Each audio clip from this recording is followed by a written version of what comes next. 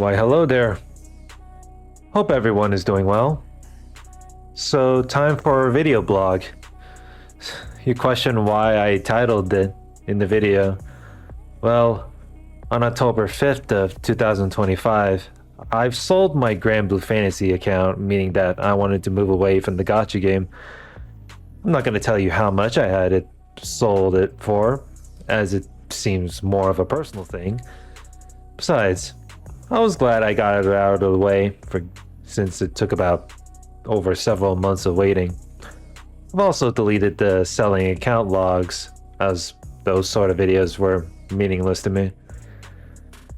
As to how I'm currently doing, not doing bad, I suppose. Although one of the video rambling session I saw was that I do agree with the line where life is like a battery in which there are positives and negatives, in which I believe that everyone has to go through. Right now, I'm still doing the twice a week streams and keeping the uploads for every 2 to 3 days. But with that sort of free time, it's mostly me doing the visual novel stuff and the Eurobeat wiki on the fandom website, and depends on the reacts I would do.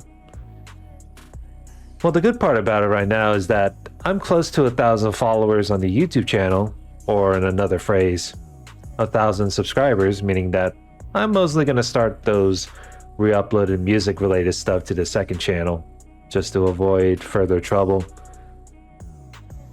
Plus, copyright policy is bullshit anyway. Even if I upload the most obscure music possible, I'm sure they'll still abuse the system to this day when it comes to content ID stuff.